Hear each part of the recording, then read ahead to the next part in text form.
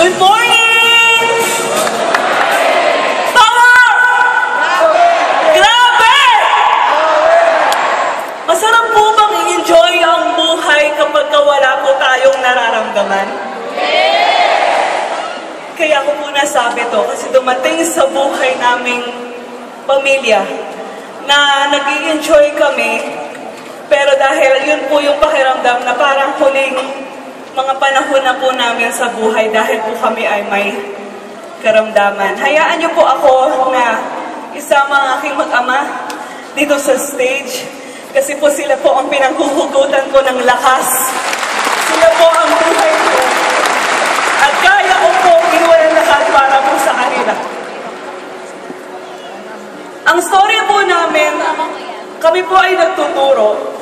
At simula po nung single ako po ay isang diabetic person.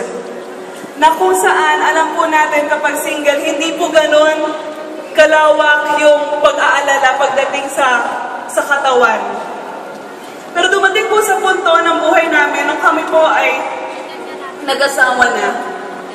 Hindi ko po alam na ang pinakamasakit na maranasan bilang isang diabetic person ay ang magkaroon ng isang anak na meron pong butas sa puso, dalawang butas yun sa puso.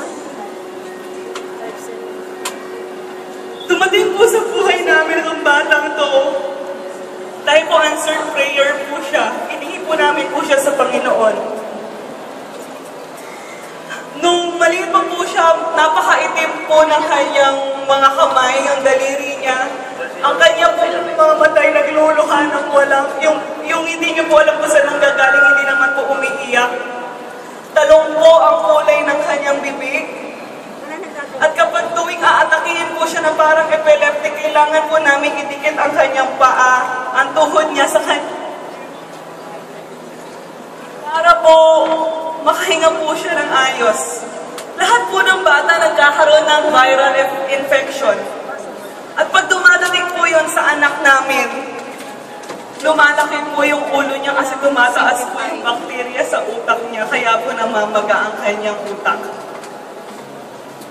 Hindi po namin akalain na ganito po yung sasapitin niya. At araw-araw na nakikita ko naghihirap ang aking anak, alam ko, dahil sa akin, kaya po siya nagkaaganon. Bilang isang diabetic person, nag-i-insulin na po ako umaga at gabi, to the point of yung stress level ko po parang hindi na kinakaya ng insulin dependency ko, na kung saan parang wala na po siyang effect. At dahil nga po nakikita ko naghihirap ang aking anak, dumarating po sa punto na mas matindi pa po yung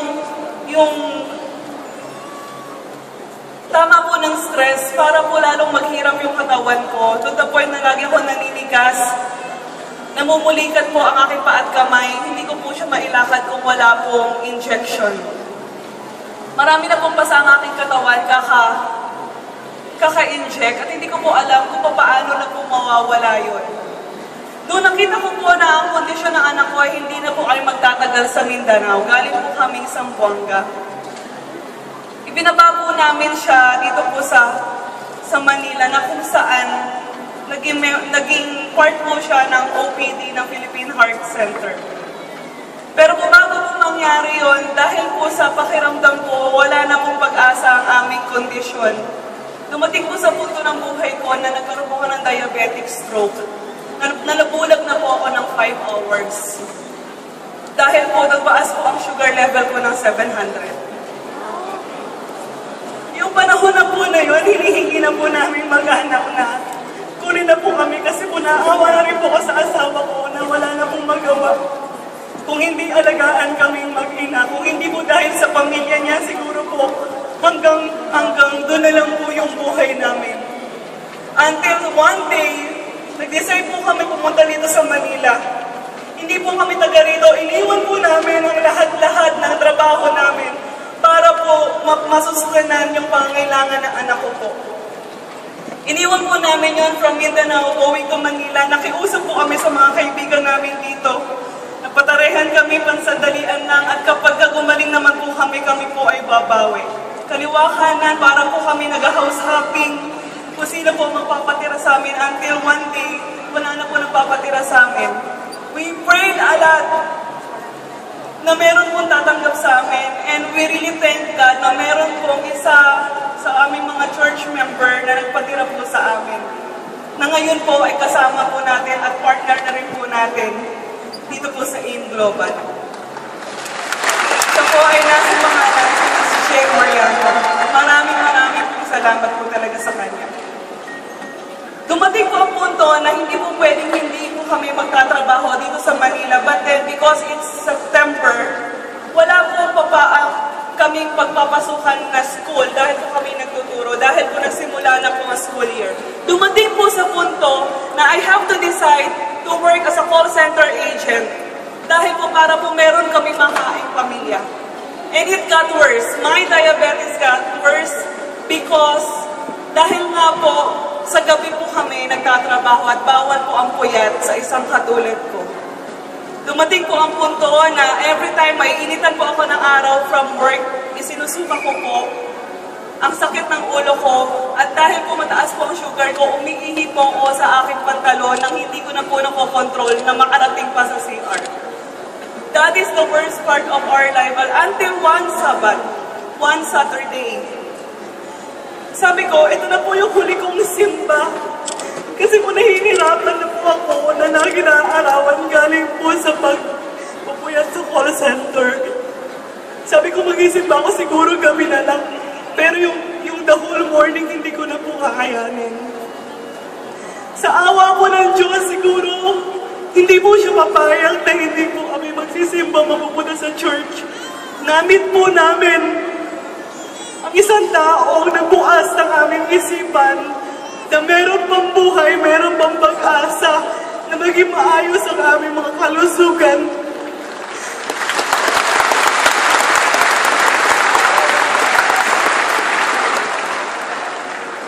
Wala pong itong iba kung hindi si Mr. Ramon Alburo, ang founder ng grupong Tulungan Walang Iwanan simula sa hirap hanggang sa ginhawa ng buhay. Maraming salamat, Kuya.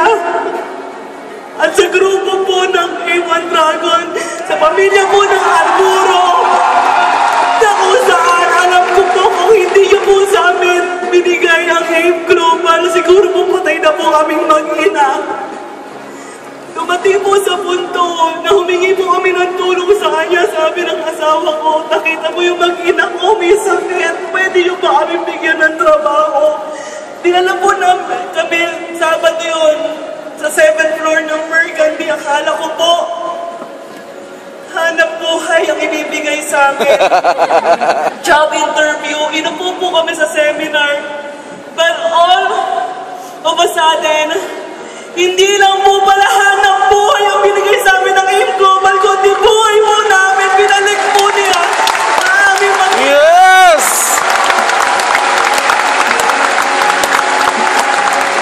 Hindi ko po akalain na gagaling po yung anak ko sa complete. Hindi ko po akalain mawawala po yung insulin ko, mawawala po mga maintenance ko dahil po sa produkto ng AIM Global.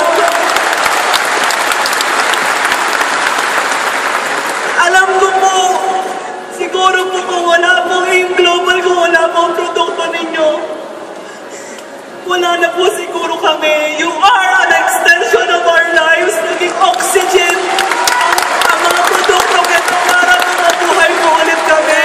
At hindi ko po talaga lubos maisip na kung mawawala po ito, sigurado po wala na po kung iba pang makikitang produktong kasing galing ng AIM Global products. Alam po po ito.